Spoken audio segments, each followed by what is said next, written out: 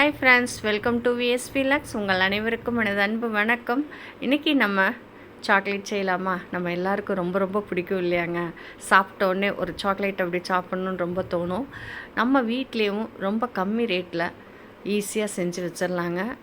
நம்ம வீட்டில் செய்கிறதுனால டேஸ்ட்டு ரொம்பவே அருமையாக இருக்கும். நீங்கள் கண்டிப்பாக ட்ரை பண்ணி பாருங்கள். மோல்டு இல்லைனாலும் இந்த மாதிரி கிண்ணத்துலேயும் ஊற்றி நம்ம செய்யலாங்க. இதை நல்ல ஏர்டைட் பாக்ஸில் வச்சு ஃப்ரிட்ஜில் வச்சுக்கிட்டோம் அப்படின்னா எப்போ தேவையோ அப்போ பிள்ளைங்களுக்கு எடுத்து கொடுத்துக்கலாம், நம்மளும் எடுத்து சாப்பிட்டுக்கலாங்க. இதுக்கு நான் இந்த மாதிரி தெனாலி இந்த கம்பெனியோட டார்க் காம்பவுண்ட் வாங்கியிருக்கேங்க. இது ஒரு 400 கிராம் அளவு உள்ளது. நான் ஆன்லைனில் தான் ஆர்டர் பண்ணி வாங்கினேன்.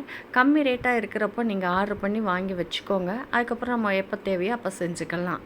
இது செய்கிறதுக்கு 1 ஹவருக்கு முன்னாடி ஃப்ரிட்ஜிலேருந்து எடுத்து வச்சுக்கோங்க. அப்படின்னா தான் கட் பண்ணுறதுக்கு ரொம்ப ஈஸியாக இருக்கும். இந்த மாதிரி பெரிய பாராக இருக்குங்க. இதை நம்ம சின்ன சின்னதாக கட் பண்ணி வச்சுக்கலாம். அப்போ தான் நம்ம செய்கிறதுக்கு வசதியாக இருக்கும். இந்த மாதிரி எல்லாத்தையும் கட் பண்ணி எடுத்து வச்சுக்கலாம். இதில் நான் நட்ஸ் கொஞ்சம் போடுறேங்க. கொஞ்சம் முந்திரி, பிஸ்தா, வால்நட், பாதாம் இந்த இதுவும் போட்டு செய்கிறப்போ அது டேஸ்ட் ரொம்ப நல்லாயிருக்கும். இதை நெய்யில் வறுத்து போடுறப்போ கூடுதல் டேஸ்ட்டாக இருக்குங்க. கண்டிப்பாக நீங்கள் இதே மாதிரி செஞ்சு பாருங்கள்.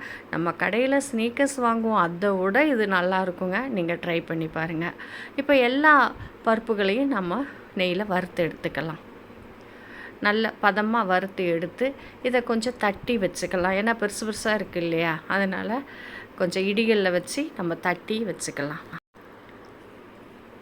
ஸ்டவ்வை மீடியமில் வச்சு நல்ல பதமாக வறுத்து எடுத்து வச்சுக்குவோம்.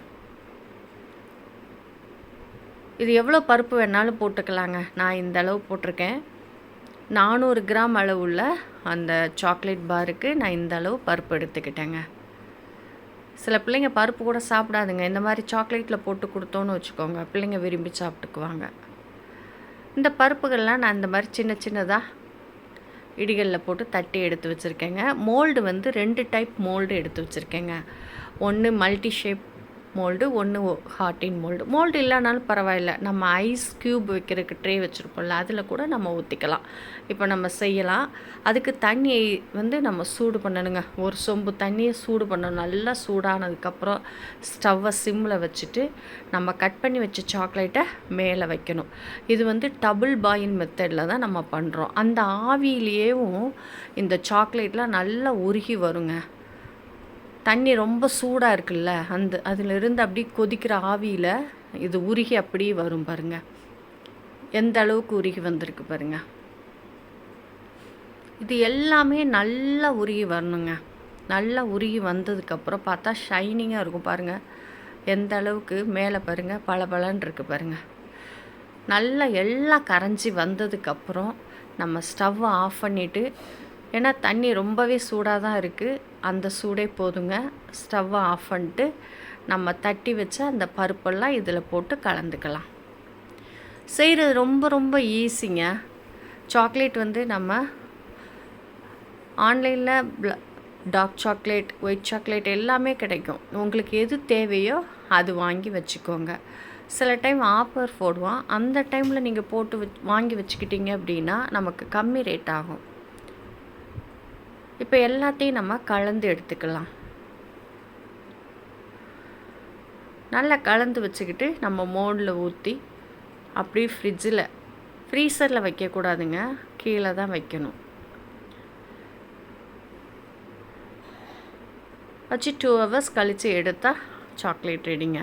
இப்போ பெரிய மோல்டாக இருக்கிறதுனால நான் ஒரு பிளேட்டில் வச்சுருக்கேன். அப்போ தான் நம்ம ஊற்றிட்டு லாஸ்ட்டில் லைட்டாக டேப் பண்ணி விடணும்.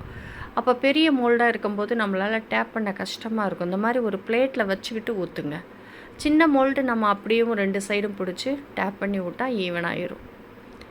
இப்போ 2 மோல்டுலேயும் நான் ஊற்றிட்டேங்க. இப்போ லைட்டாக இந்த பிளேட்டை எடுத்து இப்படி லைட்டாக தட்டி விடுங்க. ஒன்று போல் நல்லா அந்த மோல்டெல்லாம் நல்லா ஈவனாகிடும். இதை அப்படியே 2 ஹவர்ஸ் ஃப்ரிட்ஜில் வச்சு எடுக்கணுங்க. நீங்கள் இந்த வீடியோவை மிஸ் பண்ணாமல் பார்த்து செஞ்சு பாருங்களேன். நீங்கள் கடையிலே சாக்லேட் வாங்கி கொடுக்க மாட்டீங்க, நம்ம வீட்டிலே செஞ்சுருவீங்கங்க. அவ்வளோ சூப்பராக இருக்கும். கண்டிப்பாக ட்ரை பண்ணுங்கள்.